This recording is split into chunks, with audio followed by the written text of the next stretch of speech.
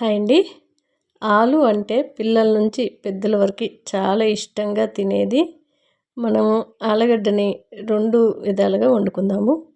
ఒకటి ఆలు 65 చేసుకుందాము. సింపుల్‌గా ఈజీగా చేసేయొచ్చు. రెండోది ఆలు ఫ్రై చేసుకుందాం. 2 కూడా ఈ వీడియోలో చూపిస్తాను.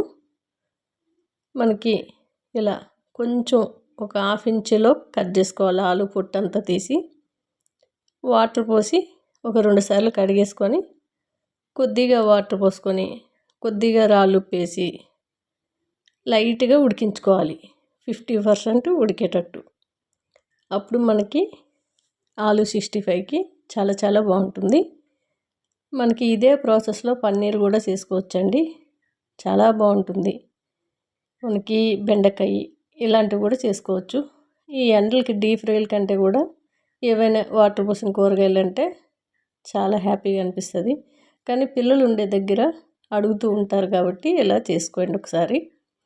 చూసారు కదా, చక్కగా ఇలా పోపు తీసుకొని కానీ ఏదైనా చాక్తో కానీ ఇట్లా మనకు గుచ్చి చూసినట్లయితే తెలుస్తుంది.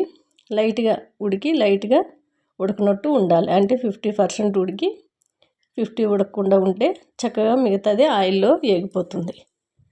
ఇట్లా వాటర్ అంతా తీసేసి ఒక ప్లేట్లో వేసేసుకోవాలి. దాంట్లో మనం ఎంత కారం పొడి తినగలిగితే అంత కారం, రుచికి సరిపడగా సాల్టు, కొద్దిగా పసుపు, కొద్దిగా గరం మసాలా, ఒక 2 స్పూన్ల వరకు కార్న్ఫ్లోర్. ఇది వేడివేడిగా తింటేనే మనకి కరకరలా క్రిస్పీగా ఉంటుందండి.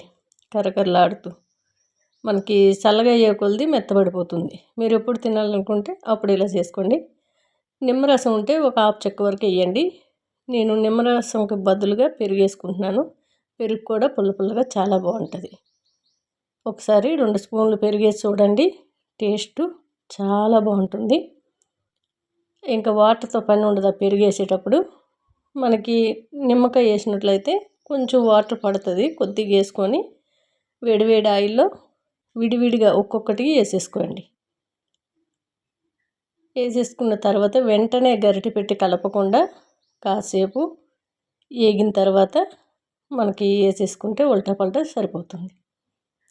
ఇది కలుపుకున్న తర్వాత కూడా వెంటనే ఆయిల్లో వేయకుండా ఒక 10 నిమిషాలు సైడ్కి పెడితే ఉప్పు కారం అంతా కూడా మనకి ఆలుకి కానీ ఏదైనా బెండకాయ కానీ పన్నీర్ కానీ చేసేటప్పుడు స్టఫింగ్ అనేది బాగా ఎక్కువగా ఇలా డ్రైగా అవుతుంది అన్నమాట. లైట్గా కార్న్ఫ్లోర్ అనేది మనం కాసేపు సైడ్కి పెడితే కాస్త ముక్కకి పట్టుకొని బాగుంటుంది. అలాంటప్పుడు వేపుకున్నట్లయితే ఇంకా స్టఫింగ్ చక్కగా గట్టిగా ఉండి బాగుంటుంది.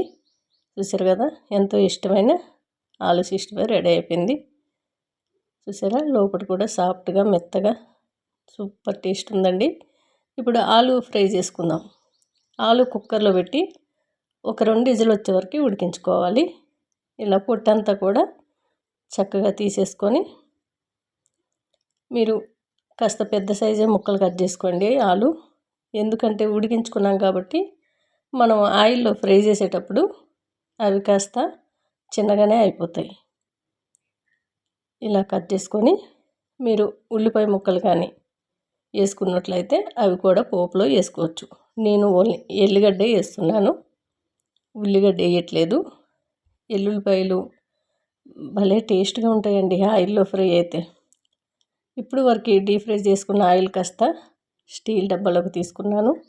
ఎప్పుడైనా వేడివేడి ఆయిల్ ఇలా ఫ్రై చేసిన తర్వాత కాస్త తీయాలి అనుకున్నప్పుడు స్టీల్ది ఏదైనా బాక్స్ చూసి అందులో వేసుకుంటే మిగతా ఆయిల్లో కర్రీస్ వేసేయచ్చని, అందుకని నేను బాక్స్లో వేసుకున్నాను. అలా ఇలా కొద్దిగా మిగతా ఆయిల్ స్టవ్ మీద పెట్టి ఆవాలు, జీలకర్ర, శనగపప్పు, మినపప్పు, ఎల్లిగడ్డ, పచ్చిమిర్చి, ఎండుమిర్చి, కరివేపాకు, కొద్దిగా పసుపు వేసి బాగా కలిపేసుకోవాలి.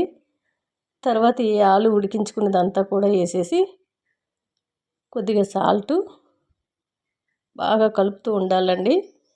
ఇలా మనకి కొంచెం అల్లం తీసుకున్నాను. అల్లం వేసుకుంటే బాగుంటుంది. పోపులోనే కాస్త సోంపు ఉంటే సోంపు కూడా వేసుకుంటే టేస్ట్ మరింత బాగుంటుందండి. బాగా కలుపుతూ హైలో పెట్టుకోవాలి స్టవ్. ఆలు ఎప్పుడు ఫ్రై చేసినా హైలో పెట్టుకున్నట్లయితే మనకి ఒకటికొకటి అతుక్కోకుండా చక్కగా ఫ్రై అయిపోతాయండి. మనకి పచ్చిగానైనా కట్ చేసేటప్పుడు ఆలు ఫ్రై చేసేటప్పుడు మనం హైలో పెట్టినట్లయితే త్వరగా ఏగిపోతాయి. ఇలా లాస్ట్లో కాస్త కొత్తిమీర వేసి దించేయడమేనండి. ఉప్పు కారం అన్నీ కూడా పర్ఫెక్ట్గా చూసుకొని మీరు ఎంత తినగలిగితే అంత కారం పొడి గరం మసాలా వేసుకుంటే రెడీ అయిపోయినాయి ఆలు 65 కర్రీ. టేస్టీగా చాలా టేస్ట్గా ఉన్నాయి. నచ్చితే ఒకసారి ట్రై చేయండి.